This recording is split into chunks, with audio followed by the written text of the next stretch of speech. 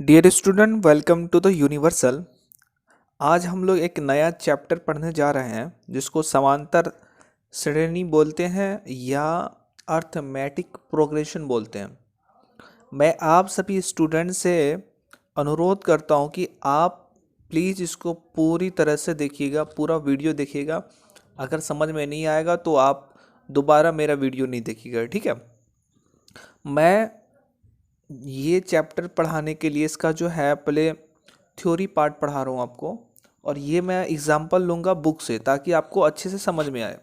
Book जो लिखा है वो ऐसा छोटा मोटा आदमी नहीं होता, तो इसलिए इसका जो समझाने का तरीका होता है ये ऐसा नहीं कि हाँ मतलब कि किसी को समझ में नहीं आए। ये सब चीज़ सोच के उसके बाद एग्जाम्पल वगैरह लिखते हैं। ये इसका भी राइटर बहुत बड़े प्रोफेसर होते हैं, ठीक है। तो इस कारण से मैं क्या करता हूँ कि इसी का एग्जाम्पल लेता हूँ आपको समझाने के लिए। आप लोगों के पास उतना टाइम नहीं होता है कि आप पढ़ के समझ पाओ उतने, ठीक है। तो ये होता क्या है, अर्थमेटिक प्रोग्रेशन या समांतर श्रेणी। इसके लिए एक दो एग्जाम्पल आपको मैं बता रहा हूँ। एक रीना नाम की लड़की है, किसी पद के लिए आवेदन किया, ठीक है। उसका चयन हो गया, उससे यह पद 8,000 के मासिक वेतन और 500 रुपये वार्षिक वेतन वृद्धि के साथ दिया गया, ठीक है। 500 रुपया वार्षिक उसका जो है वेतन में बढ़ोतरी होगा। इसका मतलब क्या हुआ कि अगर पहला साल 8,000 है, दूसरा साल 8,500, तीसरा साल 9,000, चौथा साल 9,500, तो एक ये सीक्वेंस फॉलो कर रहा है कि 500 रुपये का ऐड हो रहा। तो ये वाले जो सिचुएशन है ये अर्थमेटिक प्रोग्रेशन में बोलेंगे, ठीक है। ये एग्जाम्पल, एक सीढ़ी का एग्जाम्पल देख लेते हैं यहाँ पे कि अगर कोई सीढ़ी है उसमें जो स्टेप्स दिया हुआ है वो बड़ा छोटा, उसके बाद छोटा छोटा सा इस तरह से है। तो इसमें लिखा है एक सीढ़ी के डंडों की लंबाइयाँ नीचे से ऊपर की ओर समान रूप से 2 सेंटीमीटर घटती है। 2 सेंटीमीटर ये दिया हुआ है, ठीक है। अगर ऐसा नहीं है कि एक कुछ भी सिर्फ घटते जा रही है, ऐसा नहीं किया उसने। स्पेसिफिक नंबर दिया, एक नंबर दिया है कि इतना इतना घट रही है। बोला है कि अगर लास्ट वाला 45 है उसके ऊपर 43 हो जाएगा, फिर उसके ऊपर 41 हो जाएगा, फिर दो दो का घटते जाएगा। तो ये वाला जो सिचुएशन है ये भी अर्थमेटिक प्रोग्रेशन में आया, ठीक है। दो एग्जाम्पल आपने देख लिया किस तरह से होता है। एक समान नंबर, एक समान नंबर, समान मतलब फिक्स नंबर किसी टर्म में जोड़ता जाना, ठीक है। जैसे इसमें 8,000 में 500 जोड़ा तो 8,500, फिर अगले वाले टर्म में 500 जोड़ा तो 9,000, फिर 500 जुड़ेगा तो 9,500, इस तरह से, ठीक है।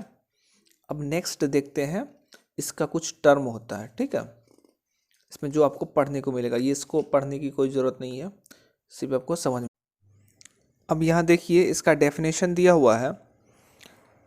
एक समांतर श्रेणी संख्याओं की एक ऐसी सूची है, मतलब कि अर्थमेटिक प्रोग्रेशन संख्याओं का एक ऐसा सूची है जिसमें प्रत्येक पद, ठीक है, प्रत्येक पद पहले के अतिरिक्त, पहला को छोड़ करके अपने पद में एक निश्चित संख्या जोड़ने पर प्राप्त होता है। जैसे अगर आप यहाँ पे मान लो 4 है, ठीक है, 4 है, 6 है, 8 है, 10 है, 12 है, ये एपी में हो गया। क्यों? क्योंकि पहले को छोड़ करके, जो 4 को छोड़ के हर एक संख्या एक सेम नंबर पे डिफरेंस पे है, दो दो का डिफरेंस है इसमें, ठीक है। तो इसलिए बोल रहा, जैसे 3 है, 6 है, 9 है, 12 है, 15 है, तो ये भी एपी में है। क्यों? क्योंकि इसके अंदर बीच का डिफरेंस सेम है, वही है। एक समांतर श्रेणी संख्याओं की एक ऐसी सूची है जिसमें प्रत्येक पद, ठीक है, पहले पद के अतिरिक्त पहले पद को छोड़ करके अपने पद में एक निश्चित संख्या जोड़ने पर प्राप्त होती है। समझ रहे हैं? तो ये हमारा डेफिनेशन हो गया। अब ये जो निश्चित संख्या है जो कि जोड़ने पर प्राप्त होती है, जैसे 3 में कितना जोड़ेंगे तो 6 हो जाएगा, 3 में 3 जोड़ेंगे तो 6 हो गया, ठीक है। फिर 6 में कितना जोड़ेंगे कि 9 हो जाएगा, तो 3 जोड़ेंगे। तो ये निश्चित जो नंबर है इसको सार्व अंतर या कॉमन डिफरेंस बोलते हैं, ठीक है। और ये सार्व अंतर या तो धनात्मक भी हो सकता है, ऋणात्मक भी, या शून्य भी। देखिए इस कंडीशन में तो धनात्मक हो गया, +3 जोड़ता गया। अगर इसी को उल्टा लिख लीजिए, 12 9 6 3 0 -3, तो इसमें क्या होता है, -3 घटते जा रहा है, -3 -3 -3, ये हमारा -3 का डिफरेंस आ रहा। अगर ये देखिए 4 4 4 4, ये भी किस में है, एपी में। क्यों, इसका डिफरेंस 0 है, 0 है। तो ये प्लस भी हो गया, माइनस भी हो गया और 0 भी हो गया, सार्वंतर। तो ये लिखा हुआ है, ठीक है। सार्वंतर धनात्मक होगा, ऋणात्मक होगा या शून्य हो सकता है, ठीक।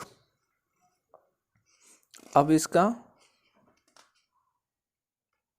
हाँ, और यहाँ पे इसमें बताया गया है पहला पद क्या होगा, a, दूसरा पद a + d, तीसरा पद a + 2d। कैसे, देखिए आप इसी को एग्जाम्पल लीजिए, 4 6 8 12, सॉरी 10 12, तो इसका डिफरेंस कितना हो, 2 है, 2 है, 2 है, 2 है। इसको किससे डिफाइन करते हैं, डी से, ठीक है। ये डी हो गया। ये पहला पद को ए से, अगर देखिए ए में अगर डी जोड़ दिया जाए तो ये 6 हो जाएगा, 4 + 2 6, मतलब कि दूसरा टर्म हो गया।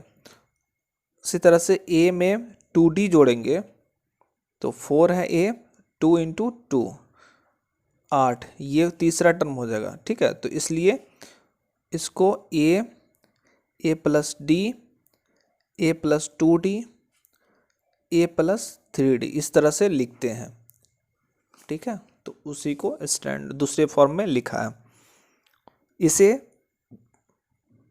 एपी का जनरल फॉर्म बोलते हैं, ये वाला जो टर्म दिख रहा है। अब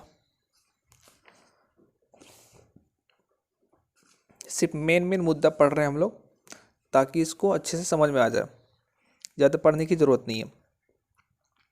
एपी में अगर डेफिनेट नंबर होगा, अगर 5 टर्म है, 10 टर्म है, तो उसको परिमित एपी बोलते हैं, ठीक है।